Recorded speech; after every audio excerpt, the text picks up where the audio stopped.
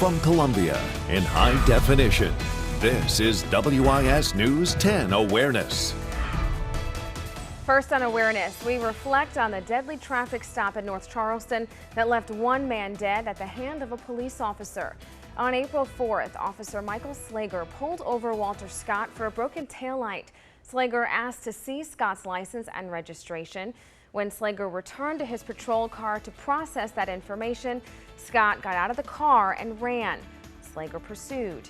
In cell phone video captured by a witness, we see the two struggle before Scott breaks away and Slager fires 8 shots. Scott is killed after 5 shots hit him in the back. Now, the world may never have known what really happened that day if it was not for a witness who pulled out his phone and started recording it all. Scott's family had a chance to meet that person face to face. Oh, thank you, God. Thank you, Lord. Oh, thank the bless of God. Heal my son. Bless of God. Thank you. Thank you. His name is SANTANA.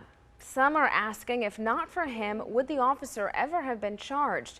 Would a cover-up continue? For myself as a person and for them, as a family. Guess I know if I would have been in the situation and maybe they were the ones, who witnessed this, I'm sure, that they would look for justice also. I already moved. Santana said he pulled out his camera when he saw Slager tackle Scott and taser him. He said he turned the video over to the family because he felt they deserved to know the truth. Thank you for joining us for Awareness. Now, tensions remained high after the North Charleston officer-involved shooting. Millions of people have watched that video, and many more have been sounding off about the race relations and law enforcement. A young African-American man right here in the Midlands recently had a run-in with police. He posted a video on Facebook detailing his traffic stop.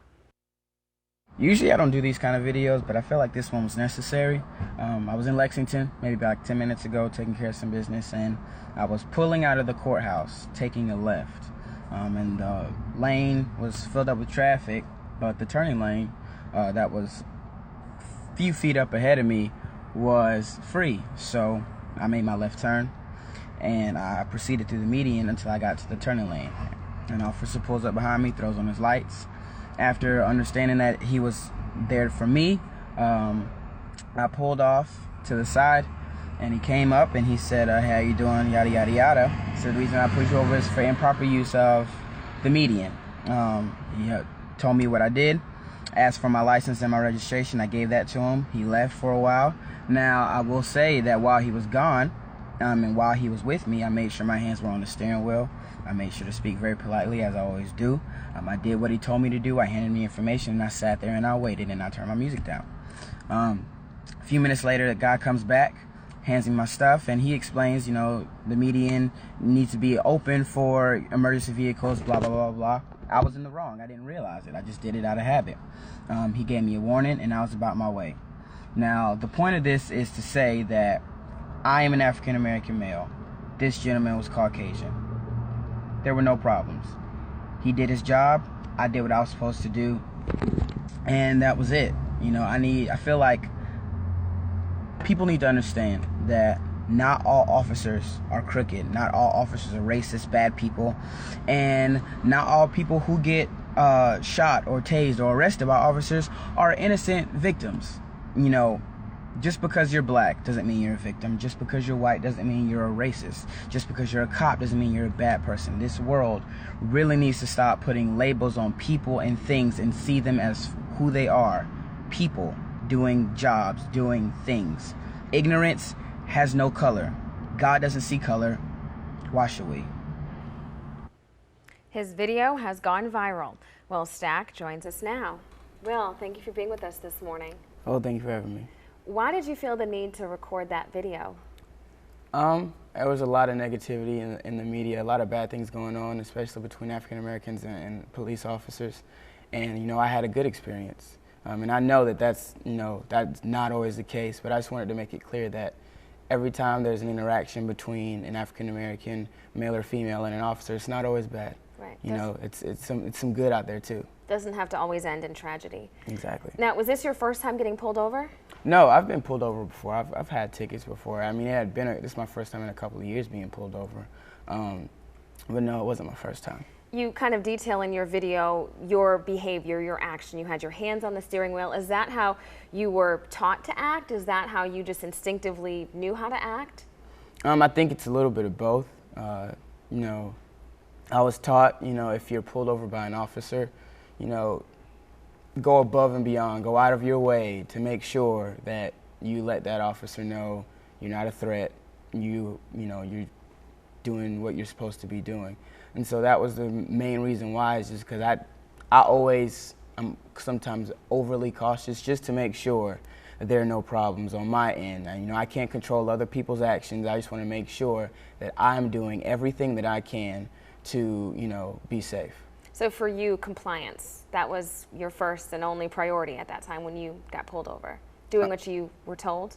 Yes, because I mean, when you get pulled over, you know, to me, you know, it's not going to help. You know, even if you don't feel like you did anything wrong, you're there now. You can't change it. You know, the best thing to do is just do what you have to do, take the ticket, take the warning, and move on. When you saw those blue lights behind you, did you know what you had done wrong? What was your first feeling and your thought? Well, you know, every time I see blue lights behind me, I always think, well, is he here for me? Is he just trying to get around me? Do I need to get out of the way?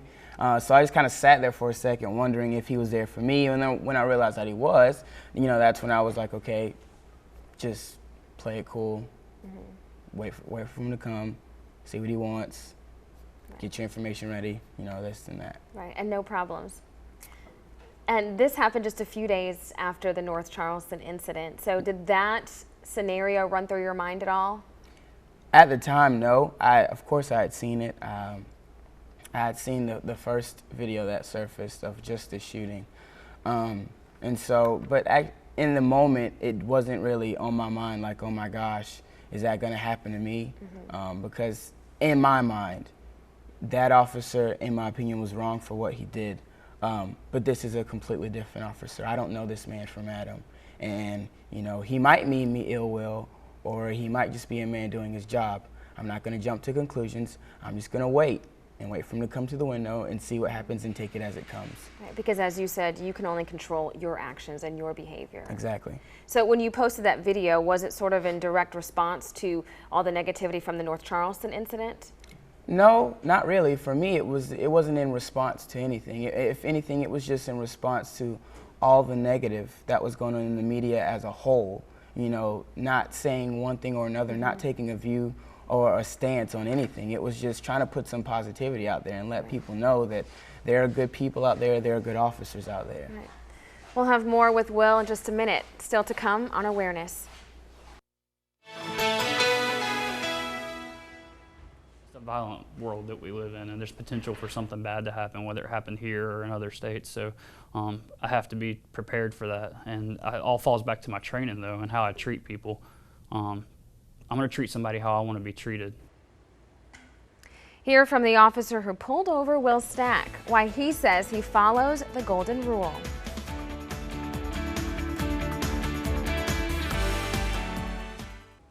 The video has sparked conversation and debate on the relationship between the community and law enforcement. As Jack Kinsey reports, tens of millions of people around the world have listened to Will's spontaneous thoughts on the need for courtesy, mutual respect, and an end to stereotyping. To suffice it to say, it's been crazy. When we last spoke to Will Stack, the video he'd shot on his cell phone after getting pulled over by a Lexington cop had just started to make a stir. Maybe a couple 100,000 views. Pretty good for most things you might see on the internet, but not quite a phenomenon. Well, now it is. Seen around the world by more than 91 million people and still climbing. I think it was Saturday night. I got a message from someone that said, hey, I just want to let you know your video is over here in Japan and it's going viral. I was like, that's awesome. And they said, yeah, my friend from Guam was the one who shared it, and that's how I found it. And I've had you know, people from Africa say, you know, in the wake of everything that's happened, the positivity is great. All the result of an otherwise routine traffic stop in downtown Lexington. Patrolman Daniel Smith pulling Stack over after spotting him driving up the median to get through heavy traffic. It happened less than 24 hours after the release of another impromptu cell phone video, the one showing the shocking fatal shooting of Walter Scott by North Charleston police officer Michael Slager. This time, though, a much better outcome. Nothing but polite when I went up there. Just like I said, as soon as I made contact with him, he really didn't say a lot that I can recall. Just I explained to him why I stopped him. I believe his reply was, "Yes, sir."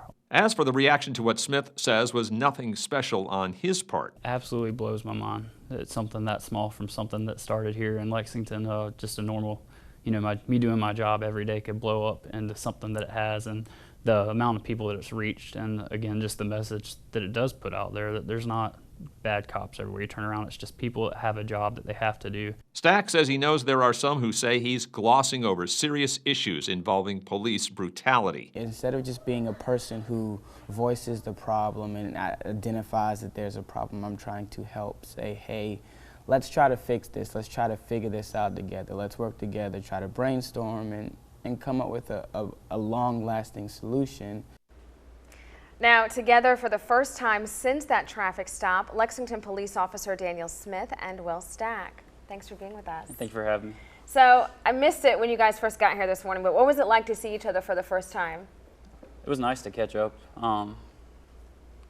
It's been crazy, I guess, a few days since all that happened, especially for Mr. Stack here. So. Absolutely. And Will, you told me you almost felt like you needed to apologize to him. Yeah, I mean, you know, like he said, he was just doing his job like any officer should. And, you know, I mean, I was just making a video that I thought was just going to get a few hits between my friends, and never did I expect this. So. Tens of millions of hits around the world. So, Officer Smith, what is your response to that? Did you remember Will? Yeah, like I said, it's crazy that, like I said, it could blow up that much. I think it was great timing, obviously, for somebody to put out a positive message. So. Right. Now, you have a very tough job. When you pull someone over, you don't know what you're going to get. You don't know what's going to happen on both sides of it. So when you are conducting a traffic stop, how do you conduct yourself? What is your rule of thumb that maybe you live by or you follow? From the law enforcement side of it, traffic stops are one of the most dangerous things that an officer can do. You never know who you're going to be dealing with, whether this person's a convicted murderer, whether it's just a nice lady or a nice man out about their day that made a minor mistake. You never know what's going to happen when you approach that car. So safety is obviously our #1 concern. In Mr. Stack's case, he did an awesome job from the law enforcement side of it. He left his hands where we could see him, because obviously that's one of the first things we're looking for. We want to make sure this person doesn't have any type of weapon, that their intention is not to harm us, because just like he explained, he didn't know me. I've never met him as well when we make that initial contact. So it's just obviously you're always going to be looking for the hands, what they're doing, what kind of movements they're making when you activate your blue lights, and stuff along those same lines. Do you tend to get resistance during your traffic? It's happened, but typically, hopefully no. I mean, the goal is always no, but I mean, there's always going to be those few cases that it does happen. Right. And talk to me a little bit more about what you mentioned in that interview in Jack's story about treating people the way that you want to be treated. You don't see yourself on a higher pedestal from these people you're pulling over. No, I mean, yes, I wear a uniform and a badge, but when it all comes down to it, I'm the same as these people I'm stopping. We're all human beings, just like Mr. Stack said. I'm not immune from getting pulled over myself when I'm off if something happens. I want to treat somebody how I would want that officer to be treating me when he made contact with me. And again, that's the way I've been trained at the police department. And again, the way I was raised, you treat people how you want to be treated. It kind of comes down to the basics. Right. And Will, in our last segment, you talked about, you made the video because it was your unique experience. You weren't really talking about society as a whole per se, but some of the comments we've been getting, or you've probably been seeing as well, that you're overlooking police brutality that happens, you're overlooking some stereotypes. What's your response to that? Not at all. You know, everybody, in my opinion, understands that there's a problem in this country between law enforcement and civilians, you know, African Americans especially. There's no denying that. I was just trying to spread some positivity and trying to get people to understand that at the end of the day, we're all human. We all bleed the same color. You know, let's stop judging people based off of the color of their skin, the job that they do, you know, any of these things. Let's see people for people, take it as a case-by-case basis. Yes, there are a lot of social injustices and there are a lot of things that happen between, you know, law enforcement and civilians, but there's a lot of good. There are a lot of things that happen as they should, and I just wanted to, you know, put that out there, that there's positivity there. Very well said. Well, I wanted to read a couple of comments we've been getting on social media. The first one from Judy Ham says, quote, "This needs to be said over and over. What a wonderful person to be brave enough to say it. Thank you. Thank you." Cian Notel says, quote, "Class act right here, pure class. I know many people of color who also feel and think this way, but Will Stack, you had the courage to put it out there. Kudos." And then our last one from Jennifer Williams. She says, quote, "I agree, but the fact remains that I have to teach my 11-year-old son that he can very easily be a victim due to fear and hatred. We can't afford a single moment relinquishing to the thought of equality." Just a snippet of all of the comments we've been getting from a lot of people worldwide.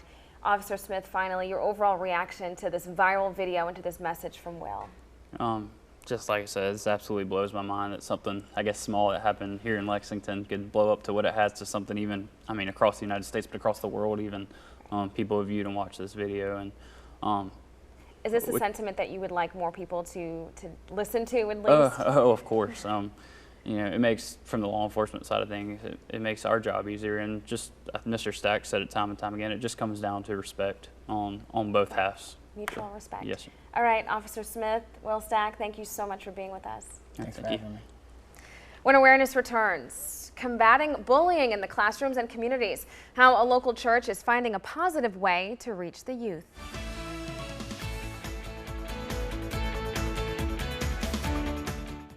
Welcome back to Awareness.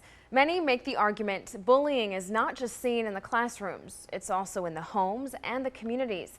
Joining me now is Pastor Anthony Dix of Friendship Church and Kimberly Hunter, the founder of a new program called Positive Expressions. Thank you both for joining me this morning. Thank you, Megan. Thank you for having us. Well, we know what our last couple of segments we're talking about, and when we talk about bullying, we know that it's not just between school kids on the schoolyard. It's not. It takes many forms. It does, Megan.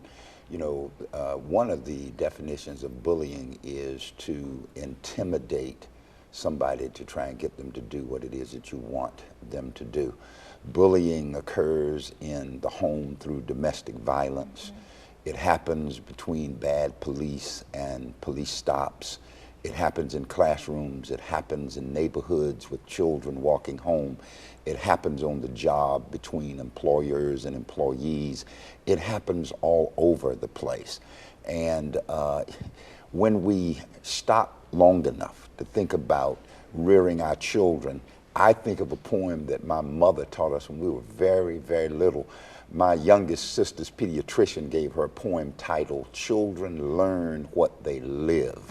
And when you live in certain environments, you either learn to handle conflict and resolve it, or you learn to let that conflict become something huge. Right. And that's what we're trying to do at the Friendship Church with Positive Expressions, trying to find ways to help children deal with conflicts that can otherwise result in something not so good. Well, because then if they don't deal with it then they become adults harboring these same issues and letting the violence perhaps control them and control their actions and their behaviors. Exactly. So, Kimberly, what are you trying to do with Positive Expressions?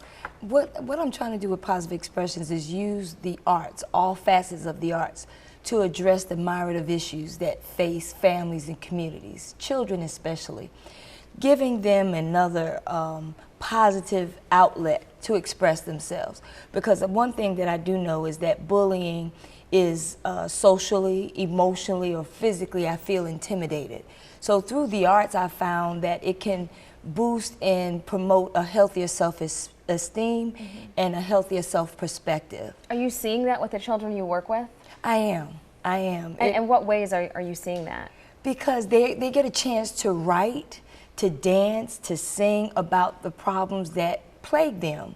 And because arts is a form of expression, it's a language that all can understand. So they're not feeling intimidated about what they may express because they're creatively given an environment to address everything that's bothering them. It doesn't matter the issue. But what we do is we educate the children on the issue. And this particular point, it's bullying. This 6 months is bullying.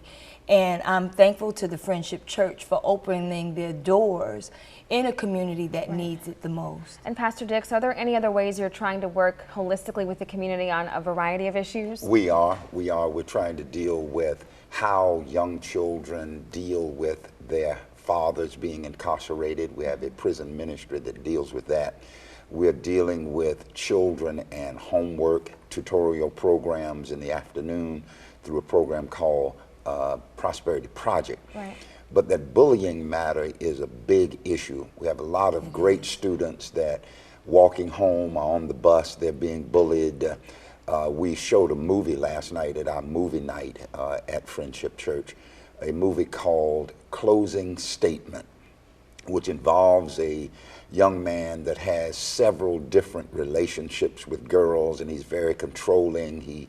He's just a bully in the nth degree with matters of domestic violence in relationships. You don't know how many young children are being bullied, even by their own parents. You know, rather than let's sit down with a reasonable conversation, we're getting vulgar. We're just destroying the human ingredients in children, and we're just grateful for positive expressions that allows them to dance, to write, to play music. To find positive ways, obviously, to express themselves. Correct. Great programs happening. Unfortunately, we're out of time, but we're going to put all this information on our Facebook page if you want to get involved. Stay with us. We'll be back with a final thought. We would like to live in a world where prejudice and racism do not exist, but that is not our reality.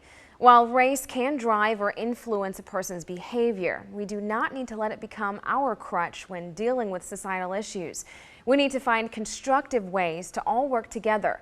That means having mutual respect for one another and trying not to be motivated by our own biases. We should embrace our differences and have open and honest dialogue about them so we can work toward resolutions and peace. I'd like to thank all of our guests this morning. Until next time, I'm Megan Norman. This is Awareness.